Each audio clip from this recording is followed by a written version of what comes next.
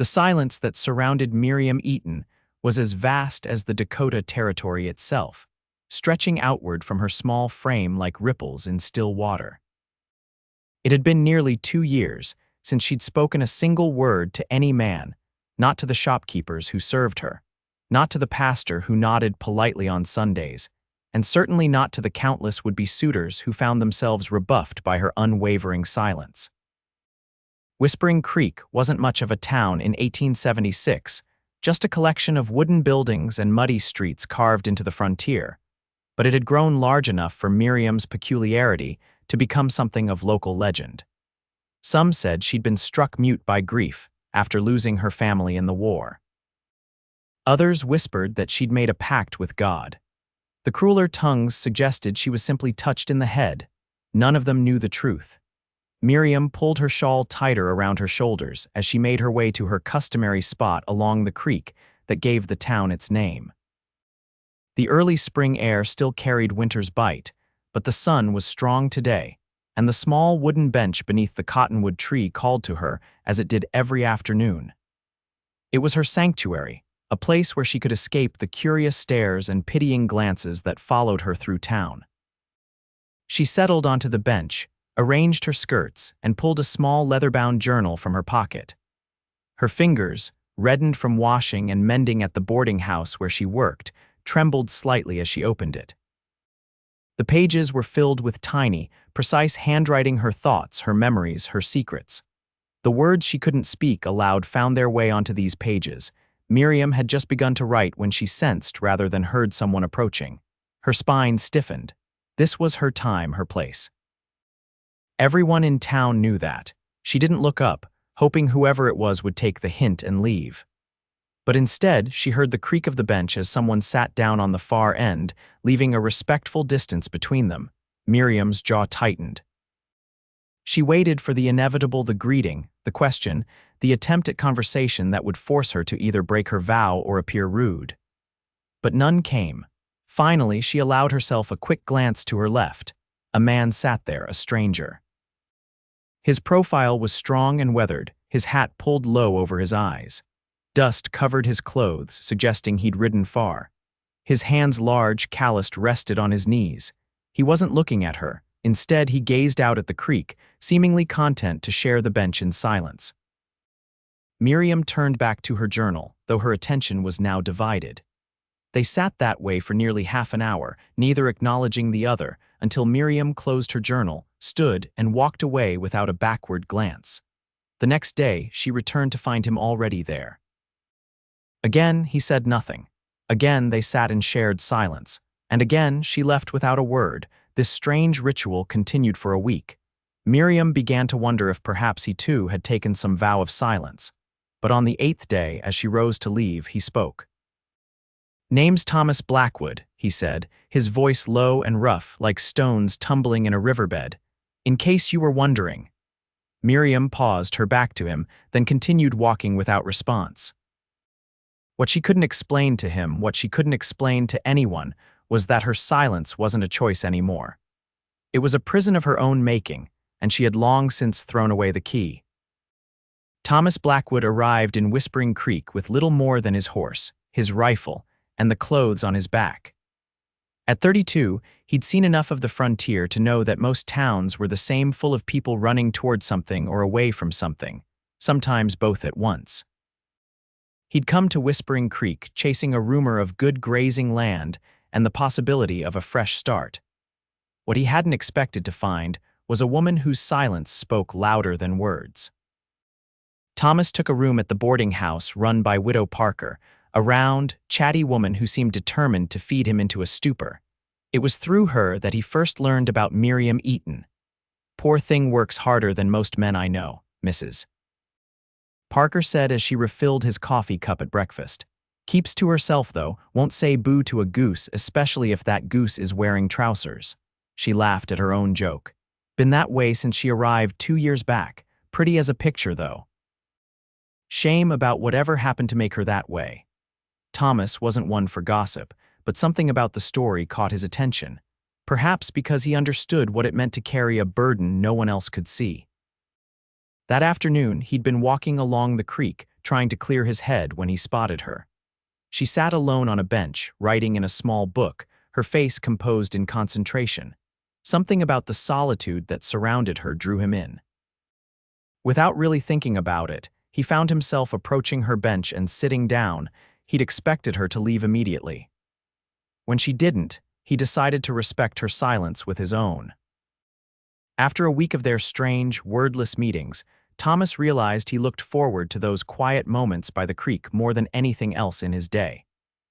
There was something peaceful about sitting beside someone who expected nothing from him, no conversation, no explanations, no promises. When he finally introduced himself, he half expected her to flee. The slight hesitation in her step gave him hope that perhaps she wasn't entirely indifferent to his presence. The following day, he returned to the bench with something new, a small wooden figure he'd carved the night before. It was a simple thing, just a little bird with its wings outstretched. He placed it on the middle of the bench between them and then resumed his usual position, saying nothing. From the corner of his eye, he saw Miriam stare at the carving for a long moment before carefully picking it up. Her fingers traced the wooden wings with a gentleness that made his breath catch. Then she tucked it into her pocket and continued writing in her journal as if nothing had happened. It wasn't much, but to Thomas, it felt like the beginning of something important. The day was unseasonably warm for April when Miriam found a second carving on the bench, this time, a small rabbit. She added it to the bird in the box beneath her bed, where she kept her few treasures. By the third week of their strange, silent companionship, Miriam found herself hurrying through her chores at the boarding house, eager to reach the bench by the creek. She told herself it was the peace of the location she craved, not the company of the quiet cowboy with the gentle hands and watchful eyes. But the truth was, Thomas Blackwood had become a fixed point in her shifting world. His steady presence and respect for her silence felt like a gift she hadn't known she needed. On this particular day, as Miriam approached the bench, she saw Thomas was already there. But something was different. His posture was rigid, his hat pushed back, and his gaze fixed on something in the distance. As she drew closer, she realized he was watching three men on horseback making their way into town.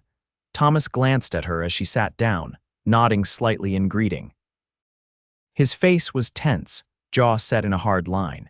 She opened her journal but found herself unable to focus on writing. Instead, she kept stealing glances at Thomas, noting the way his eyes tracked the riders until they disappeared from view. After several minutes, he seemed to relax slightly. He reached into his pocket and pulled out another, carving a tiny fox this time, and placed it between them. But unlike the previous times, his hand lingered near it, his fingers tapping an anxious rhythm on the wooden slats of the bench. Without thinking, Miriam did something she hadn't done with any man in nearly 2 years. She reached out and placed her hand over his, stilling his fingers. The contact lasted only a moment before she withdrew, snatched up the fox, and hurried away, her heart pounding so loudly she was certain he could hear it. Behind her, Thomas Blackwood remained on the bench, staring at his hand as if it had suddenly become something new and unfamiliar. Miriam didn't sleep that night. The feeling of Thomas's hand beneath hers kept replaying in her mind, along with the fear she'd seen in his eyes. Something about those riders had disturbed him deeply, and something about his distress had broken through her carefully constructed walls. The next morning, as she served breakfast at the boarding house, she overheard two men talking about newcomers in town. "Mean-looking bunch," said one, buttering his toast, "asking all sorts of questions about recent arrivals." "Heard they're bounty hunters," replied the other. "Looking for some fella who skipped bail back in Kansas." Miriam nearly dropped the coffee pot. She didn't know much about Thomas Blackwood, but she knew trouble when she saw it, and those men had brought trouble to Whispering Creek. She finished her shift in a fog of worry, then hurried to their bench by the creek. But Thomas wasn't there. She waited until the sun began to set, her anxiety growing with each passing minute. Finally, as twilight settled over the creek, she made her decision. For the first time in months, Miriam headed for the saloon on the edge of town. The Rusty Nail was everything Miriam avoided: loud, crowded, and full of men. She stood in the doorway, her heart racing as dozens of eyes turned toward her. The piano player hit a wrong note and conversation stuttered to a halt. "Well, I'll be," muttered someone nearby. "It's the mute girl." Miriam ignored the stares and scanned the room desperately, no sign of Thomas. She was about to leave when she spotted the 3 riders from the previous day, huddled around a table in the corner. One of them was showing something to the bartender, a paper with what looked like a drawing on it. Cold fear washed over her. Without thinking, Miriam turned and ran straight into the solid chest of a man entering the saloon. Strong hands steadied her, and she looked up into the familiar face of Thomas Blackwood. His eyes widened in surprise, then narrowed with concern. He glanced over her head into the saloon, then quickly steered her away from the door and into the shadows beside the building. "You shouldn't be here," he whispered urgently. "It's not safe." Miriam grabbed his arm, her eyes pleading for explanation. Thomas ran a hand through his hair, his expression torn. "I have to leave town," he said finally. "Tonight." She shook her head vehemently, her grip on his arm tightening. "I don't have a choice." His voice was barely audible. "Those men, they're looking for me. And they won't stop until they find me." Miriam pulled him further into the shadows, then fumbled in her pocket for her journal and pencil. Her hands shook as she wrote hastily, then thrust the open page toward him. "What did you do?" Thomas read the words, his expression somber in the fading light. "Nothing I'm ashamed of," he said quietly. "But nothing the law would understand either." She wrote again, "Where will you go? Better you don't know." He hesitated, then added, "I'm sorry about our bench, those were good moments." Tears pricked at Miriam's eyes. She scribbled again, more urgently, "Take me with you." Thomas stared at the words, then at her face, clearly shocked. "You don't know what you're asking," he said. "My life isn't safe." "And you have a home here, a job." Miriam shook her head fiercely and wrote again, "Not a home. A hiding place." Before he could respond, voices approached from around the corner of the building. Thomas pulled her deeper into the shadows, his body shielding hers as 2 men walked past, engrossed in conversation. Said he might be staying at the boarding house on Pine Street. "Well, let's go check it out. Sooner we find Blackwood, sooner we collect that bounty." When they had passed, Thomas looked down at Miriam, his expression grave. "I'm leaving in an hour," he whispered. "East end of town by the old oak tree, if you're serious." He trailed off, then gently touched her cheek. "But think hard about what you're doing." Then he was gone, melting into the darkness like a shadow. Miriam stood frozen for a long moment, clutching her journal to her chest. 2 years of safety, of routine, of careful isolation. Was she really ready to throw it all away for a man she'd never even spoken to? But as she hurried back to the boarding house, she realized the truth was simpler than that. The silence that had protected her for so long had become a different kind of prison. And somehow, without saying a word, Thomas Blackwood had offered her a key. Thomas waited beneath the ancient oak tree, his horse saddled and ready, his few possessions packed into saddlebags. The night was clear, stars scattered across the sky like diamond dust, the moon providing just enough light to see by without being easily spotted. He checked his pocket watch for the dozenth time, 58 minutes since he'd left Miriam by the saloon. He told himself he wasn't really expecting her to come. It would be madness for her to abandon everything to flee with a virtual stranger, a man with a price on his head, no less. And yet, he found himself straining to hear the sound of approaching footsteps, his heart leaping at every rustle in the darkness.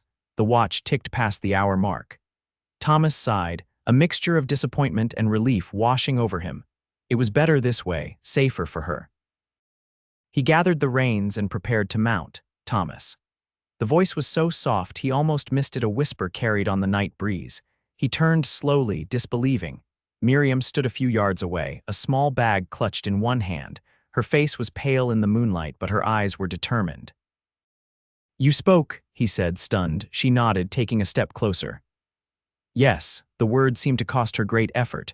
"Why now?" he asked. After all this time, Miriam swallowed hard. "Because some things are worth breaking silence for." Thomas felt something shift inside him, like a lock turning. He crossed the distance between them in 3 strides and reached for her free hand, holding it gently between both of his. "Are you certain about this?" he asked, searching her face. "Once we leave, there's no coming back." Not for a long while, at least. I'm certain, she replied, her voice growing slightly stronger with each word. I've been hiding long enough. He wanted to ask her what she meant, what she'd been hiding from, but there was no time. The bounty hunters could discover his absence from the boarding house at any moment. We need to ride hard tonight, he warned. Put as much distance between us and town as possible before dawn. Miriam nodded, her expression resolute. Thomas helped her mount, then swung up behind her. Her back was pressed against his chest, her body tense but willing. He wrapped one arm around her waist to steady her, feeling the rapid rise and fall of her breathing. Hold on, he murmured near her ear, and then they were moving, the horses' hooves muffled in the soft earth as they slipped away from Whispering Creek like thieves in the night. Neither of them spoke as they rode. Thomas kept to the trees where possible, avoiding the main trails. The bounty hunters would expect him to head west, back toward Kansas, so he rode east instead toward the rising mountains. It was rougher country, less settled, but that would work in their favor. After several hours, when the first pale light of dawn began to seep into the sky, Thomas guided the horse into a small, hidden ravine. A stream trickled between rocky banks, and dense pine trees provided cover. We'll rest here for a few hours, he said, dismounting and then helping Miriam down. Her legs buckled slightly and he caught her, steadying her against him. Not used to long rides, she shook her head, wincing as she tried to straighten. Not since I was a girl, she said, her voice still quiet but more assured now. Thomas busied himself setting up a small camp, conscious of her watching him. He spread a blanket on a patch of soft grass, then rummaged in his saddlebags for jerky and a canteen of water. It's not much, he apologized, offering her the simple fare, but it'll keep us going. Miriam accepted the food gratefully. They ate in silence, the awkwardness between them growing with each passing minute. There were too many questions, too many uncertainties hanging in the air. Finally, Thomas cleared his throat. I owe you an explanation, he said. Miriam looked up from the piece of jerky she'd been nibbling. Yes, she agreed simply. Thomas ran a hand through his hair, gathering his thoughts. I was a lawman back in Kansas, he began. Sheriff of a small town called Redemption. Miriam's eyebrows rose slightly, but she remained silent, waiting for him to continue. About 8 months ago, a man named Victor Hargrove came to town. Wealthy type, looking to buy up land for cattle, seemed respectable enough at first. Thomas's jaw tightened at the memory. But there was something off about him. The way he looked at people like they were things to be used and discarded. He paused, taking a drink from the canteen. Turned out my instincts were right. Hargrove wasn't just buying land, he was forcing people to sell. Threatening them, burning them out if they refused, but he was clever about it, never leaving evidence that would stand up in court. What did you do? Miriam asked softly. What I could within the law, which wasn't much. Thomas's expression darkened. Then Hargrove set his sights on the Wilson Place small farm outside town, run by a widow and her young son. When she refused to sell, Hargrove's men paid her a visit. Thomas fell silent, his eyes fixed on some distant point. They hurt her, Miriam prompted gently. They killed her, Thomas said flatly. Made it look like an accident, fire in the night. The boy survived, but barely. Burns all over his body, screaming about the men who'd held his mother down while the house burned around them. His hands clenched into fists. I found him on the road, carried him to the doctor myself. He died 3 days later. Miriam's hand covered her mouth, her eyes wide with horror. I went to arrest Hargrove, Thomas continued, his voice hard. But the mayor stopped me. Turns out Hargrove had bought half the town council by then. They claimed there wasn't enough evidence, that the boy's testimony was unreliable due to his injuries and shock. So you took matters into your own hands, Miriam guessed. Thomas nodded slowly. I confronted Hargrove at his hotel, just meant to scare him, force a confession, but he pulled a gun. His eyes met hers, unflinching. I was faster. You killed him, she whispered. Yes, no apology in his voice, no regret. But before I could explain to the town what had happened, Hargrove's men claimed I'd murdered him in cold blood. The mayor backed their story. There was a trial, quick and dirty. I was sentenced to hang. But you escaped. The night before the execution, the deputy, a good man who knew the truth, looked the other way. Thomas shrugged. I've been running ever since. Those men back in town were hired by Hargrove's brother. The bounty on my head is $500. Miriam was quiet for a long moment, processing everything he'd told her. Then she said, "You were protecting people who couldn't protect themselves." "That's one way to look at it," Thomas agreed. "Law might see it differently." "The law isn't always right," Miriam said, surprising him with the vehemence in her voice. Thomas studied her face, seeing something there he hadn't noticed before, a deep, personal understanding of injustice. "Your turn," he said gently. "Why the silence? Why break it now?" Miriam drew a deep breath, her fingers twisting in her lap. For a moment he thought she might retreat back into her muteness, but then she began to speak, her voice growing stronger with each word. "I was married once," she said. "His name was James Eaton. We lived in Missouri. He was respected in the community, a businessman, charming in public." Her voice faltered slightly. "Different at home." Thomas felt a cold weight settle in his stomach. "He hurt you?" Miriam nodded, her eyes downcast. "For 3 years. At first I tried to be better, to avoid angering him. Then I tried speaking up, defending myself. That only made it worse." Her hands trembled as she continued. "The last time he nearly killed me, cracked my skull, broke 4 ribs. I was unconscious for 2 days. Thomas swore softly, fighting the surge of anger that rose within him. "When I woke in the doctor's house, I learned that James had told everyone I'd fallen down the stairs." A bitter smile crossed her face. Again, the doctor knew the truth, but he was afraid to speak against James. No one was willing to help me. "So you helped yourself," Thomas said, understanding dawning. "One night, I packed what I could carry and took the money I'd been secretly saving. I ran." Miriam's eyes met his, defiant now.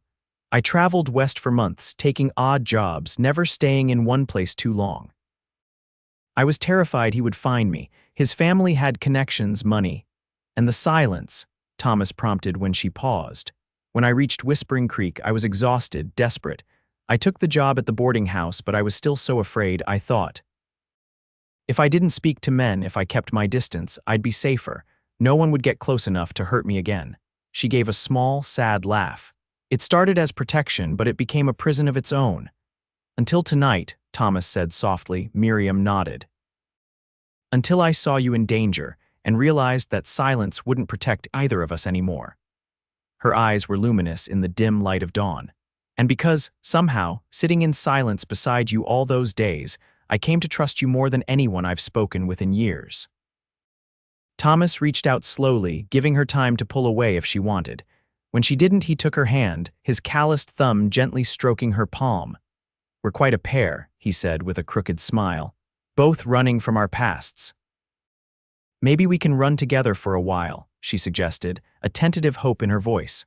"I'd like that," Thomas replied, his heart lighter than it had been in months despite the danger that pursued them.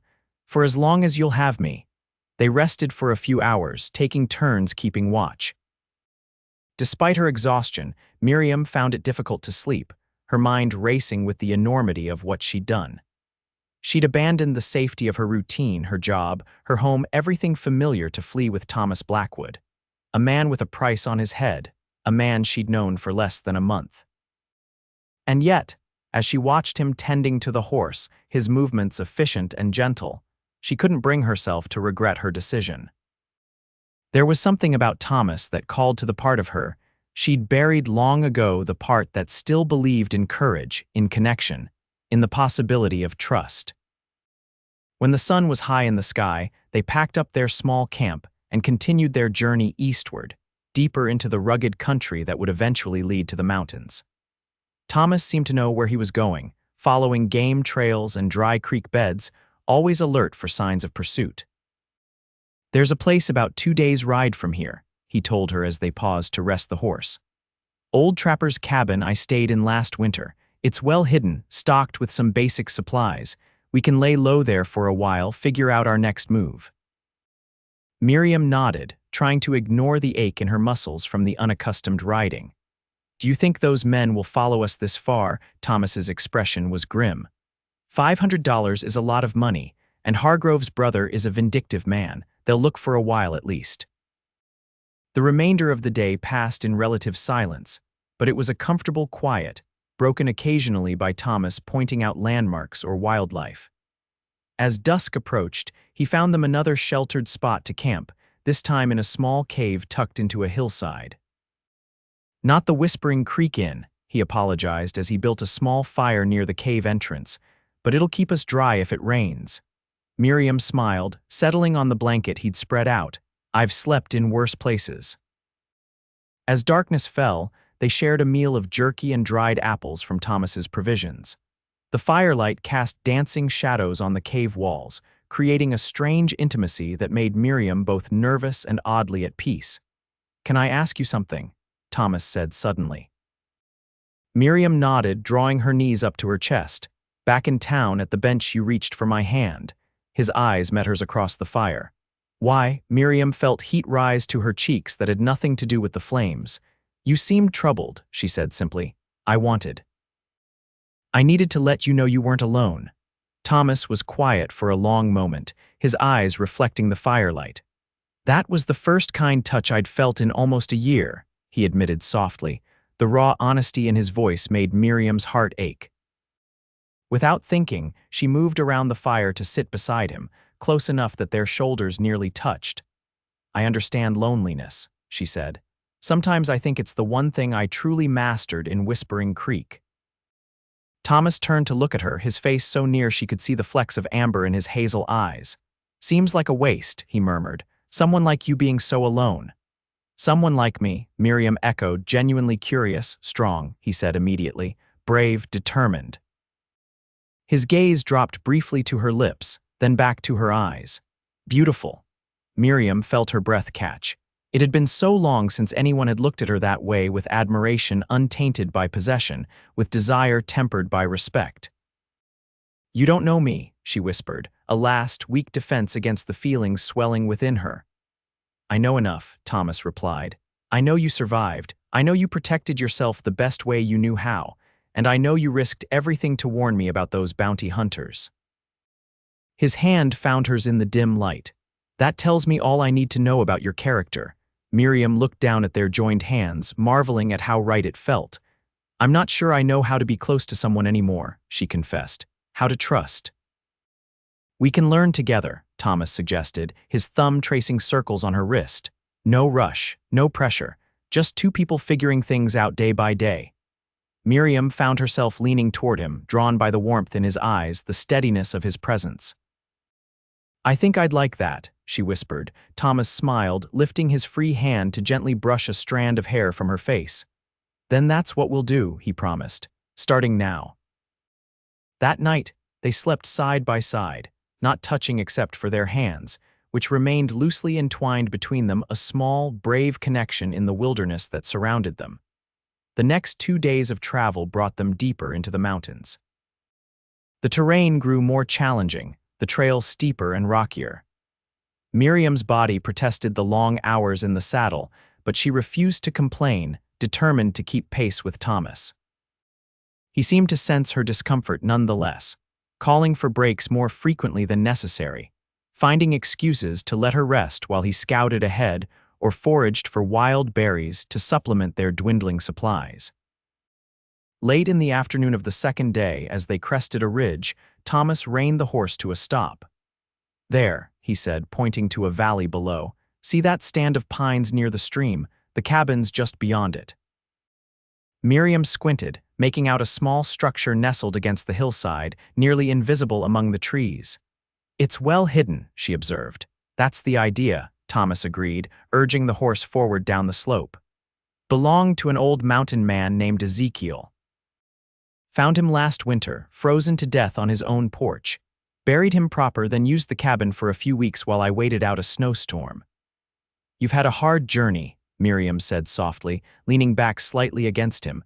Thomas's arm tightened briefly around her waist. "Had my share of rough patches," he acknowledged, "but I'm still here."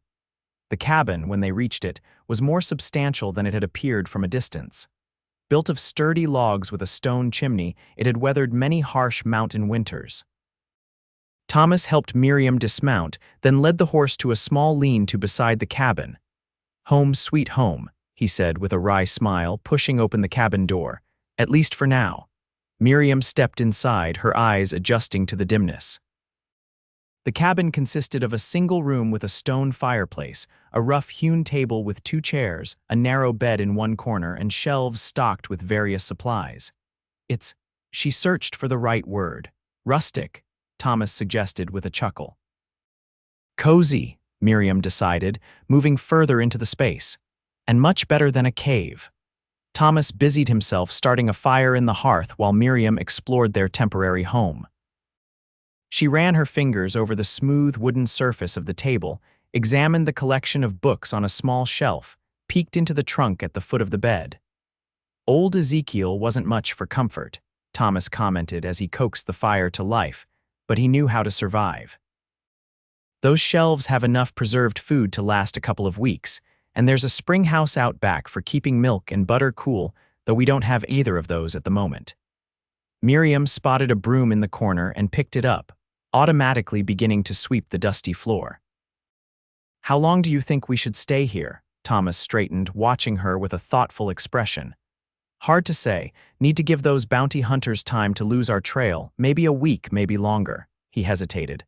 Unless you'd rather keep moving. Miriam paused in her sweeping, considering. The idea of staying in one place made her nervous after 2 days of constant movement, but the cabin was isolated, defensible, and Thomas seemed to know the area well. I think we should stay, she decided. At least for a little while, we both need rest. Thomas nodded, relief evident in his expression. I'll hunt tomorrow, maybe set some traps. There's a good fishing spot downstream too. As darkness fell, they shared a simple meal of beans and salt pork from the cabin's stores, sitting across from each other at the small table.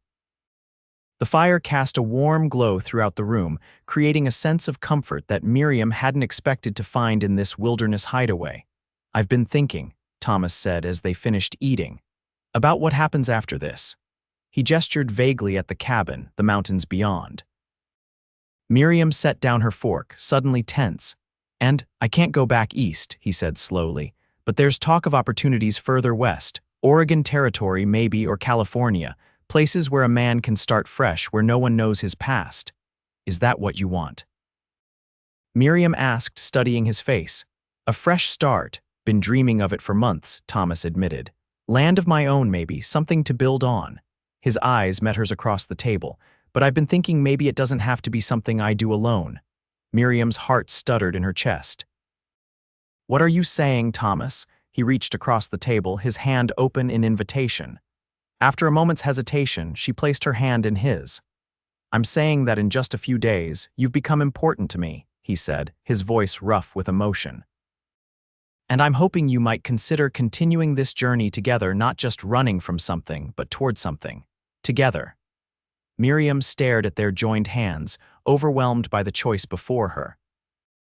It seemed impossible that less than a week ago, she had been living in silent isolation in Whispering Creek, her world small and contained. Now here she was, miles from civilization, contemplating a future with this man who had somehow breached her carefully constructed walls. I don't know what to say, she whispered honestly. Thomas squeezed her hand gently.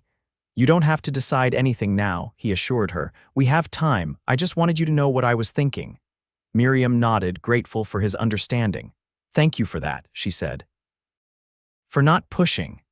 That night, the question of sleeping arrangements arose awkwardly. The cabin had only one bed, narrow but still large enough for 2 if they lay close together. I'll take the floor, Thomas offered immediately, already gathering blankets to make a pallet near the fireplace. Miriam watched him, conflicted. The proper thing would be to accept his offer without argument, but the thought of him sleeping on the hard floor while she took the bed seemed wrong somehow. There's room for both of us, she found herself saying, her voice barely audible over the crackling fire. If you're willing to be a gentleman. Thomas looked up, surprise evident in his expression. Are you sure? Miriam nodded, though her heart was racing. I trust you, she said simply. Those 3 words seemed to affect Thomas deeply. He stood very still for a moment, then nodded. I won't betray that trust, he promised. They prepared for bed with careful courtesy, taking turns washing up with water from a bucket Thomas had filled at the spring. Miriam kept her dress on but removed her shoes and outer layers, while Thomas stripped down to his long underwear and shirt. When they finally lay side by side on the narrow bed, a respectable few inches between them, Miriam found herself acutely aware of his presence, the sound of his breathing, the warmth radiating from his body, the slight shift of the mattress when he moved. "Good night, Miriam," he said softly. "Good night, Thomas," she replied, her voice steadier than she felt.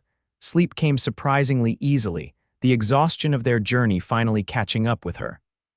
Sometime in the night, she half woke to find herself curled against Thomas's side, his arm wrapped protectively around her shoulders. Instead of pulling away, she nestled closer, comforted by his solid presence, and drifted back to sleep. The days at the cabin fell into a gentle rhythm. Thomas hunted and fished, teaching Miriam how to clean and prepare the game he brought back. She took charge of the cabin, clearing away years of dust and neglect, organizing the supplies, making the space feel more like a home than a hideout. They worked well together, finding a natural balance in their shared tasks. In the evenings, they sat by the fire, sometimes talking, sometimes reading from Ezekiel's small collection of books, sometimes simply enjoying a comfortable silence that reminded Miriam of their days on the bench by Whispering Creek. On the fourth night, as they sat side by side on a log outside the cabin watching the sunset paint the mountains in shades of gold and purple, Thomas hesitantly reached for her hand. "May I?" he asked, his voice soft in the evening stillness. Miriam nodded, placing her hand in his. His fingers laced with hers, warm and strong, and she marveled at how something so simple could feel so significant. "I keep thinking about what you said," she admitted after a comfortable silence, "about going west, starting fresh." Thomas turned to look at her, hope kindling in his eyes. And I think," Miriam took a deep breath, gathering her courage, "I think I'd like to try with you." The smile that spread across Thomas's face was like sunrise breaking over the mountains. "Yeah," Miriam nodded, returning his smile with a shy one of her own. "Yes. I don't know what kind of future we might build, but I'd like to find out." Thomas lifted their joined hands, pressing a gentle kiss to her knuckles. "That's all I can ask for," he said, "a chance to find out together." The moment was perfect, the dying light of day, the scent of pine in the air, the promise of something new growing between them.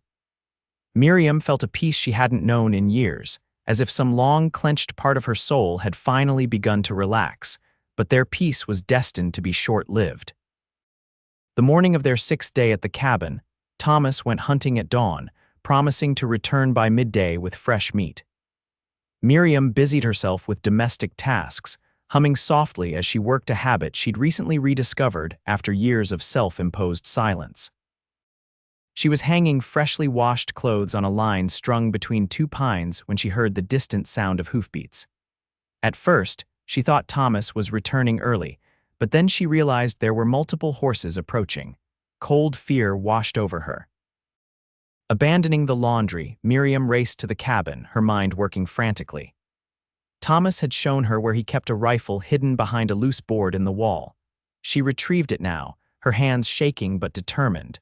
From the cabin window, she watched as 3 riders emerged from the trees. With a sinking heart, she recognized them, the bounty hunters from Whispering Creek. They'd tracked them all this way. Miriam positioned herself beside the window, the rifle ready. She had never fired a gun before, but Thomas had explained the basics to her, just in case. She prayed she wouldn't have to use it. The men dismounted a short distance from the cabin, conferring among themselves. Then one of them, a tall man with a scar across his cheek, stepped forward. "Hello, the cabin," he called. "Anyone home?"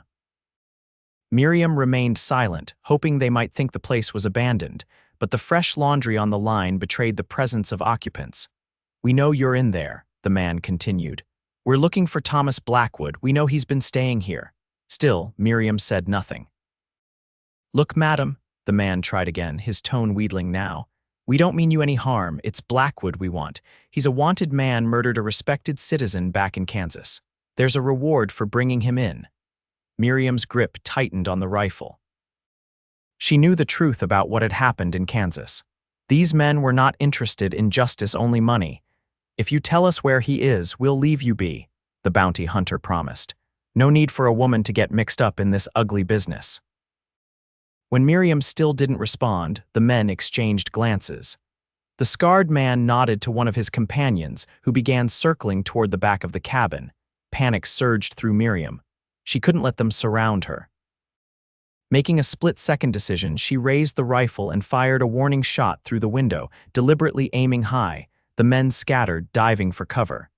"Jesus Christ," one of them shouted. "She's armed." "Listen, lady," the scarred man called from behind a tree. "You don't want to do this." "Blackwood ain't worth dying for." Miriam moved to another window, trying to keep track of all three men. Her heart was pounding so hard she could barely hear, but a strange calm had settled over her. She wouldn't let them take Thomas. She wouldn't let them destroy the fragile new life they were building. "I'm giving you one chance," she shouted, her voice stronger than she'd expected. "Get on your horses and ride away. Now." There was a moment of stunned silence, whether at her defiance or the fact that she spoke at all, she couldn't tell. "Well, well," the scarred man finally replied. The mute girl from Whispering Creek found her voice. "Ain't that something?" So they knew who she was. They must have been asking questions in town after she and Thomas fled. "This is your last warning," Miriam called. "Leave." "Can't do that, madam," came the reply. "Too much money at stake. Now you put down that rifle and come on out and we'll forget this little incident." Miriam's answer was another shot, this one deliberately splintering the tree trunk inches from the scarred man's head. She heard him curse violently. "Have it your way," he snarled. "Boys, we're taking the cabin. Shoot if you have to, but remember we need Blackwood alive." What followed was a terrifying game of cat and mouse. The bounty hunters fired at the cabin windows, forcing Miriam to keep low. She returned fire when she could, trying to conserve ammunition, knowing she was outnumbered and outgunned. Her only hope was that Thomas would hear the gunfire and stay away, or better yet, circle around behind the attackers. But as minutes stretched into an hour and the bounty hunters began to advance on the cabin, Miriam realized she couldn't hold out much longer. Just as she was beginning to despair, a new sound cut through the chaos, a sharp whistle from the ridge above the cabin. All eyes turned toward it. Thomas stood there, rifle raised, his figure silhouetted against the sky. "Looking for me," he called down to the bounty hunters. The scarred man spun, raising his gun, but Thomas was faster. A shot rang out and the bounty hunter dropped his weapon, howling as he clutched his bleeding hand. "Next one goes between your eyes," Thomas warned, his voice cold. "All of you drop your guns. Now." The wounded leader glared up at him, cradling his injured hand. "You're outnumbered, Blackwood." "Am I?" Thomas replied calmly. As if on cue, a second rifle shot came from the trees to the left of the cabin, sending up a spray of dirt at the feet of one of the other bounty hunters. Miriam gasped in surprise. Who else was out there? The bounty hunters, equally confused, hesitated. It was all the advantage Thomas needed. He charged down the slope, firing again, forcing the men to scatter. Miriam seized the opportunity to burst from the cabin, rifle ready. Between her position and Thomas's attack from above, the bounty hunters found themselves caught in a crossfire. "Last chance," Thomas shouted. "Drop your weapons and ride out or die where you stand." For a tense moment, it seemed the men might choose to fight. Then with a curse, the scarred leader threw down his pistol. His companions followed suit.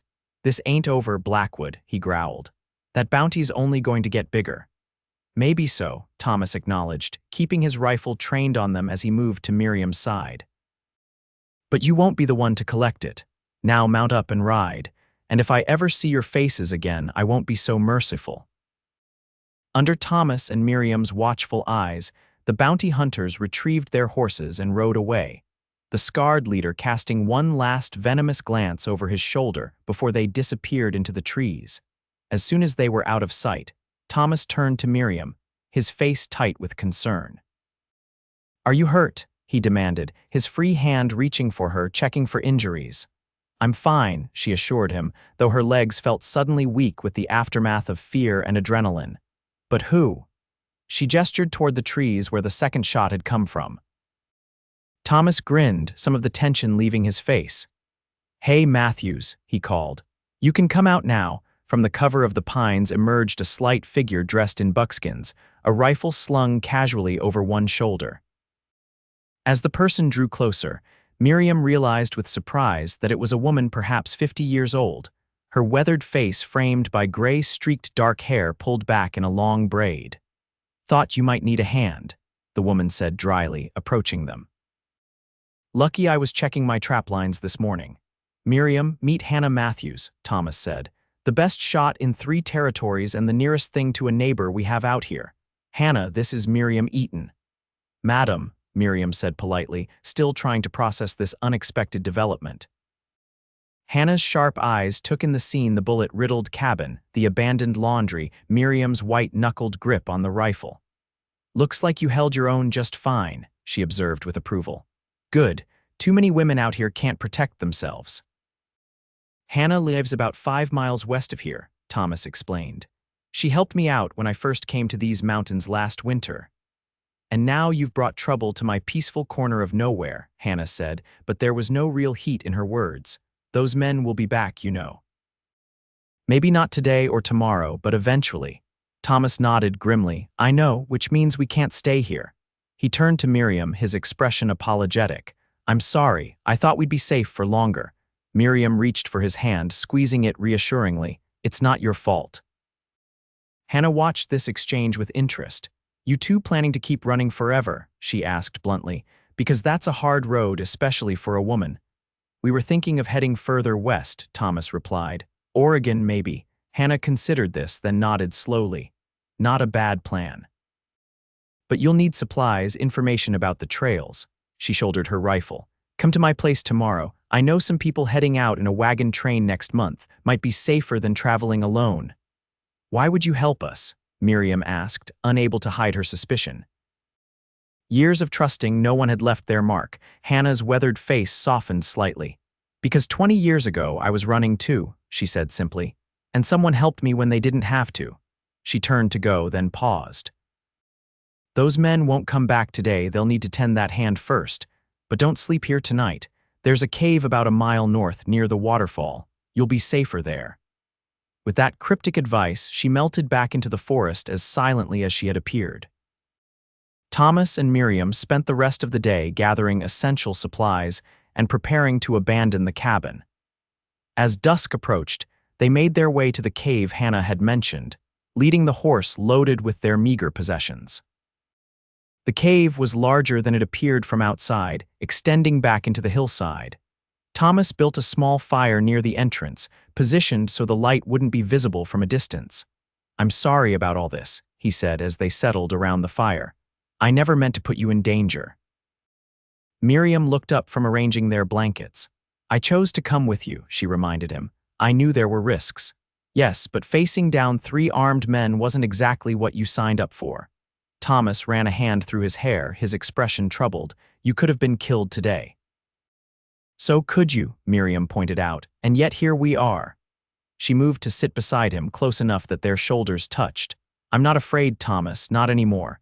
He turned to look at her, wonder and disbelief mingling in his gaze. "How can you say that, after everything that's happened?" Miriam considered her answer carefully. "Because for the first time in years I feel like I'm living, not just surviving," she said finally. "Back in Whispering Creek I was safe, yes, but I was also empty, hollow, just going through the motions day after day." She met his eyes steadily. "I'd rather face danger at your side than safety in silence." Thomas stared at her for a long moment, something shifting in his expression. Then, with infinite gentleness, he cupped her face in his hands. "Miriam Eaton," he said softly, "you are the bravest person I've ever known." And then he was kissing her, his lips warm and firm against hers, and Miriam was kissing him back, her hands clutching the front of his shirt as something wild and joyful unfurled within her. It was a kiss of discovery, of promise, of 2 people finding in each other what they'd never dared hope for: understanding, acceptance, the chance to begin again. When they finally broke apart, breathless and amazed, Thomas rested his forehead against hers. "I think I'm falling in love with you," he confessed, his voice rough with emotion. "And that terrifies me more than any bounty hunter." Miriam smiled, her heart so full it felt like it might burst. "Then we're even," she whispered, "because I think I'm falling in love with you too." They spent the night in the cave, huddled together on their shared blankets, talking softly of their hopes for the future, of the life they might build together somewhere far from their troubled pasts. For the first time, Miriam allowed herself to imagine such a future in detail: a small house, perhaps, with a garden and animals. A place where both of them could heal, could grow, could learn to trust in happiness again. As dawn broke, they made their way to Hannah Matthews' homestead, following her directions. The older woman lived in a sturdy log house surrounded by a palisade fence, with a large vegetable garden, a small barn, and various outbuildings. Hannah greeted them with typical frontier directness. "Well, you're alive. Good. Come in and have some coffee while we talk." Over a breakfast of cornbread and venison stew, Hannah outlined what she knew about the upcoming wagon train. "They're gathering at Fort Laramie, heading out in 3 weeks' time. About 15 wagons so far, mostly families looking for land in the Willamette Valley." "That's a lot of people," Thomas said doubtfully. "Lot of questions." Hannah nodded, understanding his concern. "That's why you need a story. Simple one: you're a young married couple looking to start fresh. Thomas can use his woodworking skills, plenty of need for that in new settlements. Miriam's clearly capable around a home." She eyed them shrewdly. "You are planning to marry, aren't you?" Miriam felt heat rise to her cheeks as Thomas choked slightly on his coffee. "We haven't." "That is, we're not," he stammered. Hannah waved a dismissive hand. "Well, you should. Frontier's hard enough without being scandalous too. Besides, it's obvious you're sweet on each other." Thomas cleared his throat, carefully not looking at Miriam. "We'll discuss it." "See that you do," Hannah said briskly. "Now, about those bounty hunters. The leader's name is Silas Dalton, mean as a rattlesnake and twice as dangerous. He won't give up easily, especially now that you've wounded his pride along with his hand." "You know him?" Miriam asked. "Know of him," Hannah corrected. "He's tracked people through these mountains before, usually gets his man." She fixed Thomas with a stern look. "Which is why you need to be smart. Change your name, alter your appearance some, and stick with that wagon train safety in numbers." They spent the day at Hannah's homestead, planning their journey. The older woman proved to be a treasure trove of practical advice and surprising generosity. She insisted they take additional supplies from her stores, helped Miriam mend and alter clothing, and gave Thomas detailed information about the trail west. As the afternoon waned, Hannah tactfully made herself scarce, announcing she needed to check her trap lines. Left alone in the small house, Thomas and Miriam found themselves suddenly awkward with each other about what Hannah said. Thomas began, then faltered. Miriam busied herself folding a blanket, her pulse quickening. Yes, the marriage idea. It would make sense, practically speaking. Thomas rubbed the back of his neck, his discomfort evident. "For the wagon train, for appearances." "Of course," Miriam agreed, trying to hide her disappointment at his pragmatic approach. "It would be sensible." Thomas took a step closer to her. "But that's not." "I mean, I wouldn't want you to think." He exhaled heavily, then tried again. "Miriam, look at me, please." She raised her eyes to his, vulnerable and uncertain. "I'm making a mess of this," Thomas said with a self-deprecating smile. "What I'm trying to say is yes, marriage would be practical for our journey, but that's not why I want to marry you." Miriam's breath caught. "It's not." Thomas shook his head, taking her hands in his. "No. I want to marry you because in the short time I've known you, you've become the most important person in my life. Because you're brave and kind and stronger than anyone I've ever met. Because when I think about the future, I can't imagine it without you in it." Tears pricked at Miriam's eyes. "Thomas, I know it's fast," he continued earnestly. "I know we're still learning about each other, and I know that after what you've been through, the idea of marriage might be frightening. So if you need time, or if you want to wait until we're settled somewhere, I understand. But I wanted you to know that when I ask you, and I will ask you, properly it won't be just for convenience or appearances." Miriam stared at him, overwhelmed by the sincerity in his eyes, the tenderness in his voice. This man, this good, honorable man who had sat in silence beside her day after day, respecting her boundaries, offering friendship without demands, was offering her a future she had long since stopped believing in. "Ask me now," she whispered. Thomas blinked in surprise. "What?" "Ask me now," Miriam repeated, her voice stronger. "I don't need time. I don't want to wait." Thomas's expression shifted from surprise to wonder. Slowly, he lowered himself to one knee, still holding her hands in his. "Miriam Eaton," he said, his voice steady despite the emotion shining in his eyes, "will you marry me? Will you build a new life with me, wherever that might take us?" "Yes," Miriam answered without hesitation. "Yes, I will marry you, Thomas Blackwood." Thomas rose to his feet, pulling her into his arms and kissing her with a passion that left her breathless.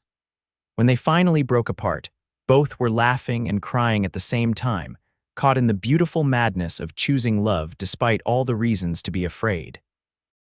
Hannah returned at dusk to find them sitting close together at her table, hands entwined, faces glowing with quiet joy. One look was all she needed. "Well," she said with satisfaction, "that's settled then. Good. Now we just need to find you a preacher before you head to Fort Laramie." Thomas glanced at Miriam, a question in his eyes. She nodded, smiling. "Actually," Thomas said, "we were hoping you might know someone closer. We'd like to be married before we leave here." Hannah considered this. "Nearest proper preacher is in Timberline, 2 days' ride." She pursed her lips thoughtfully. "But there's Judge Wilson in Pine Ridge. He can perform legal marriages. It's only half a day from here." "That would be perfect," Miriam said, squeezing Thomas's hand. "If it's not too much trouble." Hannah snorted. "Trouble? Girl, I haven't been to a wedding in 15 years. Wild horses couldn't keep me away." She eyed them speculatively. "Though we'll need to do something about your clothes. Can't have you getting married looking like you've been living rough in the mountains, even if it's true." The next morning, Hannah rummaged through an old trunk, producing a dress of faded blue calico. "My sister's," she explained gruffly. "She passed 10 years back, never had the heart to get rid of her things." Miriam accepted the dress with reverent hands. "It's beautiful," she said sincerely. "Thank you. She was about your size," Hannah continued, her voice softening with memory. "Married a farmer from back east, had 3 children before the fever took her." She shook herself, as if dispelling ghosts. She'd want it worn for a happy occasion. For Thomas, Hannah found a clean shirt and decent vest that had belonged to her late husband. "He was bigger than you," she observed, "but we can make it work." They set out for Pine Ridge mid-morning, Hannah leading the way on her sturdy mountain pony. The small mining town was nestled in a valley. Its main street, a collection of weathered buildings clinging to the hope of prosperity. Judge Wilson turned out to be a corpulent man with kind eyes and a booming voice. He listened to their request with interest, asked a few perfunctory questions about their circumstances, then agreed to perform the ceremony that afternoon. "Not often I get to do something as pleasant as joining 2 young people in matrimony," he said jovially. "Usually it's settling disputes over mining claims or sentencing drunks to jail time." The wedding itself was simple but meaningful. In the judge's small office, with Hannah as their witness, Miriam and Thomas exchanged vows. Thomas had managed to find a silver band in Pine Ridge's general store, not fancy, but solid and true, like the promise it represented. "I, Thomas, take you, Miriam, to be my lawfully wedded wife," he said, his voice steady as he slipped the ring onto her finger. "To have and to hold, from this day forward, for better or worse, for richer or poorer, in sickness and in health, until death do us part." When it was Miriam's turn, she spoke clearly without hesitation, her eyes never leaving Thomas's face. "I, Miriam, take you, Thomas, to be my lawfully wedded husband. To have and to hold from this day forward, for better or worse, for richer or poorer, in sickness and in health, until death do us part. By the authority vested in me by the territory of Dakota," Judge Wilson proclaimed, "I now pronounce you husband and wife. You may kiss your bride, young man." Thomas cupped Miriam's face in his hands and kissed her gently, reverently, as if she were something precious and fragile. But Miriam wasn't fragile anymore. She wrapped her arms around his neck and kissed him back with all the passion and promise of their new beginning.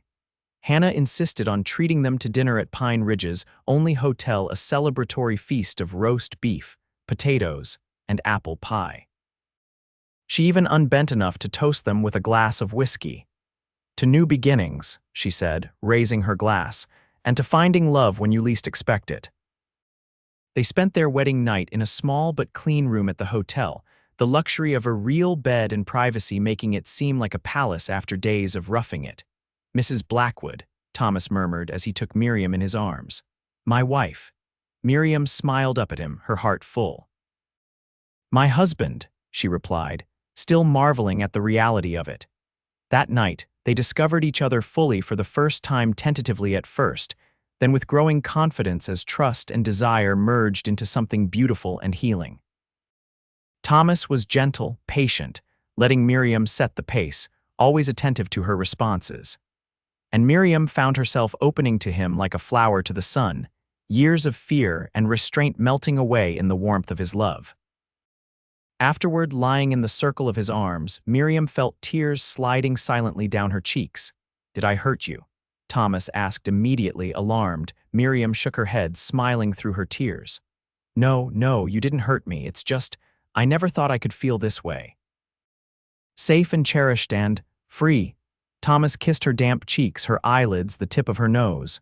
That's all I want, he whispered, to make you feel safe and cherished and free for the rest of our lives. They returned to Hannah's homestead the next day, where they spent a week preparing for the longer journey to Fort Laramie. Hannah proved to be an invaluable ally, teaching Miriam practical skills for frontier living and helping Thomas plan their route. You'll need to be careful, she warned them the night before their departure. Dalton and his men are still out there somewhere. I've been asking around. They were seen in Timberline 3 days ago, asking questions about a man and woman traveling together. Thomas nodded grimly. We'll be vigilant, and you'll need new names, Hannah continued pragmatically, something common enough not to draw attention. After some discussion, they settled on Thomas and Miriam Miller, a name so ordinary it would be easy to remember and hard to track. What about you? Miriam asked Hannah. Will you be safe here after helping us? Hannah waved away her concern. I've survived 30 years in these mountains. Dalton doesn't scare me. Besides, he's after the bounty, not revenge. Once you're well away from here, he'll have no reason to bother me. The morning of their departure dawned clear and bright. Hannah had packed them additional supplies: dried meat, flour, coffee, ammunition, and insisted on giving them a second horse. A sturdy mare she claimed was eating her out of house and home anyway. As they prepared to ride out, Miriam embraced the older woman fiercely. Thank you, she whispered, for everything. Hannah, uncomfortable with such emotion, patted her awkwardly on the back. You take care of each other, she said gruffly, and write when you get settled. I'd like to know you made it. Thomas shook her hand, then impulsively pulled her into a hug as well. We won't forget what you've done for us. See that you don't, Hannah replied, but her eyes were suspiciously bright. Now get going before I start getting sentimental in my old age. They rode away from the homestead with mixed emotions, grateful for Hannah's help, excited about their future together, but apprehensive about the dangers that still lurked on their trail. The journey to Fort Laramie would take them nearly 2 weeks, through terrain that ranged from forested mountains to open plains. Thomas was careful to vary their route, sometimes following established trails, other times cutting cross-country to avoid potential encounters with other travelers who might remember them later. They camped in sheltered locations, kept their fires small, and took turns standing watch through the night. Despite these precautions, the journey became a kind of honeymoon for them, days spent riding side by side, talking about their hopes for the future, learning the small details about each other that only intimacy reveals. Nights spent beneath the vast canopy of stars, wrapped in each other's arms, discovering the joy of belonging completely to another person. On the 10th day of their journey, they encountered their first sign of potential danger. While stopping to rest the horses at a small creek, Thomas spotted fresh tracks in the mud. 3 riders, heading in the same direction they were. Could be anyone, Miriam suggested, though her stomach tightened with apprehension. Could be, Thomas agreed, not sounding convinced. But we should be careful. Let's change our route, head more westerly for a day or 2. They pushed harder after that, traveling longer each day, resting less. Miriam found muscles she didn't know she had aching from hours in the saddle, but she never complained. The shared danger bound them together, strengthening the partnership that had begun on a bench by Whispering Creek. Finally, 15 days after leaving Hannah's homestead, They crested a rise and saw Fort Laramie in the distance, a sprawling outpost of civilization on the frontier, with the distinctive shape of military buildings at its center and a growing town surrounding it. "We made it," Miriam breathed, relief washing over her. Thomas reached across the space between their horses to squeeze her hand. "First step of many," he reminded her. "But yes, we made it this far." They approached the fort cautiously, joining a small stream of travelers headed the same way. As Hannah had predicted, a wagon train was indeed forming for the journey west. Circled on the plains outside the fort were perhaps 20 wagons, with more arriving daily. Thomas and Miriam now firmly established in their identities as the Millers made their way to the wagon master, a grizzled man named Hank Peterson who had guided trains across the continent 3 times before. "Looking for passage west?" he asked after they introduced themselves. "Yes, sir," Thomas replied. "Heard you might be headed to Oregon Territory." Peterson nodded. "Willamette Valley, leaving in 5 days, weather permitting." He eyed their horses and limited possessions. "You folks don't have a wagon." "No, sir," Thomas admitted. "We're traveling light. I'm a carpenter by trade, hoping to set up shop in one of the new settlements." Peterson considered this. "Could use a man handy with tools, always things breaking on the trail." He glanced at Miriam. "Your wife able to pull her weight too? We don't carry passengers on this kind of journey." Miriam straightened in her saddle. "I can cook, sew, tend the sick, help with children, and shoot straight if needed," she said firmly. Peterson's bushy eyebrows rose in surprise, then approval. "Well said, madam." He scratched his beard thoughtfully. "Tell you what, there's a family named Donovan with 3 young children, mothers expecting another. They could use an extra pair of hands. You help them, share their wagon when needed, and your husband helps with repairs along the way. That sound fair?" Thomas glanced at Miriam, who nodded her agreement. "More than fair," he told Peterson. "We're grateful for the opportunity." "Don't thank me yet," the wagon master warned. "It's a hard trail to Oregon, 2,000 miles of mountains, deserts, rivers, and Indians. Not everyone who starts the journey finishes it. We understand the risks," Miriam assured him, "and we're not afraid of hard work." Peterson nodded, satisfied. "In that case, welcome to the train. Find the Donovans there in the blue wagon with the white canvas top, north side of the circle. Get yourselves settled in. We have a meeting for all travelers tomorrow at noon to go over rules and expectations." As they rode toward the wagon circle, Thomas leaned closer to Miriam. "You were magnificent," he said admiringly. "I think old Peterson was ready to put you in charge of the whole train." Miriam laughed, the sound light and free in a way it hadn't been for years. "I meant what I said. I'm not afraid of hard work, or hard journeys for that matter." She looked at him, her eyes shining with determination and love. "Not as long as we're making them together." The Donovan family turned out to be a blessing neither of them had anticipated. Patrick and Mary Donovan were Irish immigrants who had tried farming in Missouri before deciding to seek better opportunities in Oregon. Their children, Sean, age 7, Bridget, age 5, and little Michael, barely 3, were lively but well-behaved. Mary, heavily pregnant and grateful for Miriam's help, welcomed them warmly. "It's the Lord's own providence that sent you to us," she declared after hearing their simplified story. "I've been praying for help with this journey, what with the baby coming and all." Patrick, a jovial man despite the hardships he'd faced, clapped Thomas on the shoulder. "Any man who can swing a hammer is welcome in my camp," he said, "and it'll be good to have another gun when we reach Indian country." The 5 days before departure passed in a whirlwind of preparation. Thomas helped Patrick reinforce their wagon and build a small sleeping platform that could be suspended from the wagon bows, creating more space inside. Miriam assisted Mary with final packing, organization of supplies, and care of the children. In the evenings, they joined the growing community of travelers around campfires, sharing meals and stories. There were farmers like the Donovans seeking land, merchants hoping to establish businesses in the new settlements, a doctor and his family, a schoolteacher, even a minister and his wife. All of them united by the dream of a fresh start in the West. Thomas and Miriam were careful about their story, keeping it simple and consistent. They'd met in Dakota Territory, married recently, and decided to seek opportunities in Oregon rather than stake a claim on the increasingly crowded frontier. No one questioned them too closely. Everyone on the wagon train had their own past, their own reasons for looking westward. The morning of departure dawned with excitement and nervous energy rippling through the camp.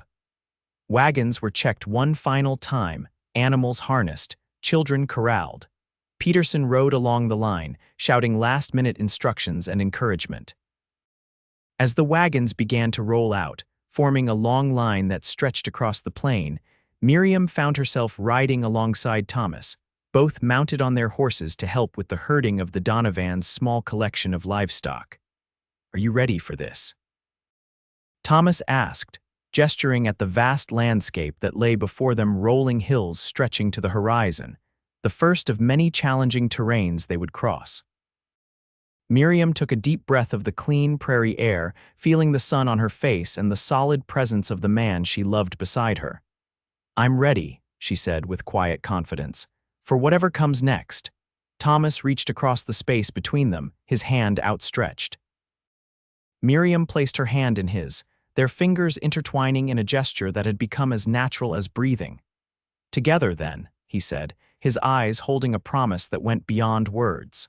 "Together," Miriam agreed, her heart full of hope for the journey ahead. Behind them, Fort Laramie grew smaller in the distance, along with the pasts they were leaving behind. Before them lay an uncertain road, full of challenges and dangers, but also possibilities, a new life waiting to be built, a future limited only by their courage and determination. And between them, in the warmth of their joined hands, in the love that had grown from silence to spoken vows, was the strength they would need for whatever lay ahead. The silence that had once defined Miriam Eaton was broken now, replaced by a voice that grew stronger with each passing day.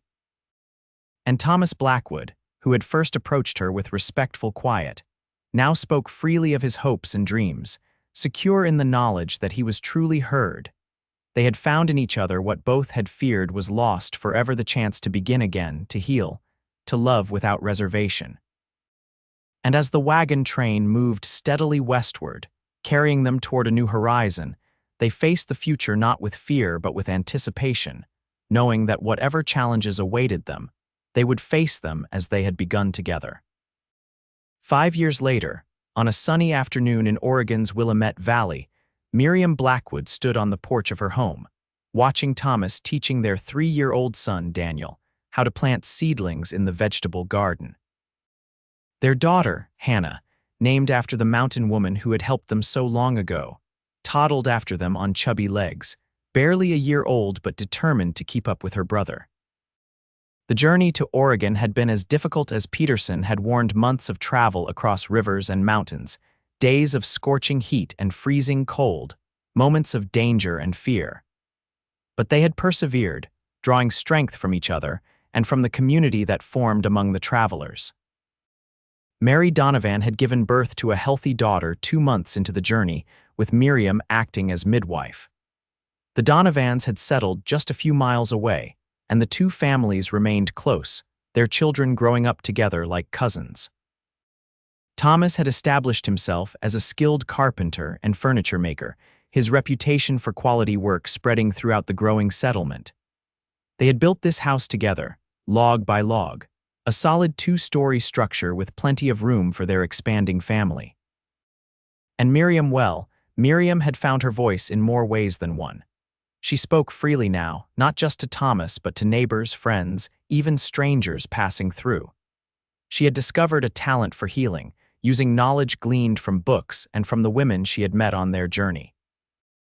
People in the valley sought her out for remedies and advice, respecting her wisdom and gentle care. The bounty hunters had never found them. Whether they had given up the chase or met some other fate, Thomas and Miriam would never know. Over time, the fear of discovery had faded, replaced by the everyday concerns of building a life, raising children, being part of a community. Sometimes, Miriam still marveled at the journey that had brought her here, from the terrified, silent woman in Whispering Creek to the confident wife and mother she had become. She thought of the bench by the creek where it had all begun, where a patient cowboy had sat in silence day after day, offering companionship without demands. "Mama, look." Daniel's excited voice broke into her thoughts. He ran toward the porch, a fistful of wild flowers clutched in his dirty hand. "I picked these for you." Miriam knelt to accept the offering, gathering her son into a hug. "They're beautiful, Danny, thank you." Thomas followed more slowly, carrying Hannah on his shoulders. The little girl squealed with delight, her hands tangled in her father's hair. "I think someone's ready for her nap," Thomas observed, lifting Hannah down and setting her on her feet. She immediately toddled to Miriam, arms raised in silent demand. Miriam scooped her up, breathing in the sweet, earthy scent of her hair. "And what about you, Mr. Blackwood? Are you ready for a rest?" Thomas grinned, the same slow, heart-stopping smile that had first captured her attention years ago. "Maybe a short one," he admitted. "Daniel here is a demanding taskmaster in the garden," the boy puffed up with pride. "Papa says I'm a natural farmer." "That you are," Miriam agreed, ruffling his dark hair. "Now go wash up for lunch, young man." As Daniel raced inside, Thomas stepped closer, slipping an arm around Miriam's waist. "You looked thoughtful just now," he observed. "Everything all right?" Miriam leaned into him, balancing Hannah on her hip. "Just counting my blessings," she said softly, "thinking about how far we've come." Thomas pressed a kiss to her temple. "Any regrets about leaving everything behind?" Miriam shook her head without hesitation. "Not one." She turned to look up at him, her eyes filled with all the love she'd discovered was possible. "How could I regret the journey that brought us here? That gave me you and them, and this life we've built." Thomas's gaze softened as he looked at his wife and daughter.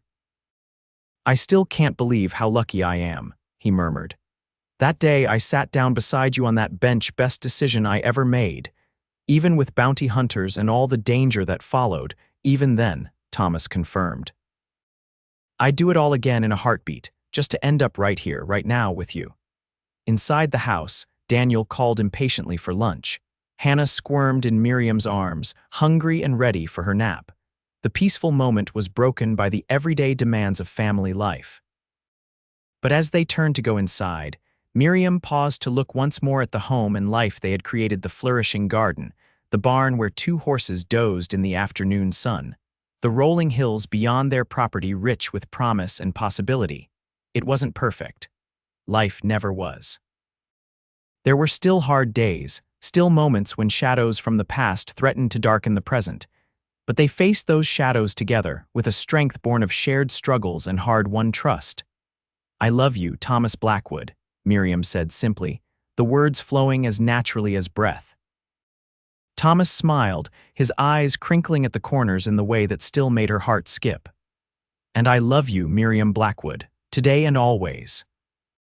Hand in hand, they walked into their home, closing the door on the past and stepping fully into the future they had dared to dream of on a bench by Whispering Creek, where a silent woman and a patient cowboy had found, in each other's company, the beginning of a love story that would carry them across a continent and into a life more beautiful than either had imagined possible.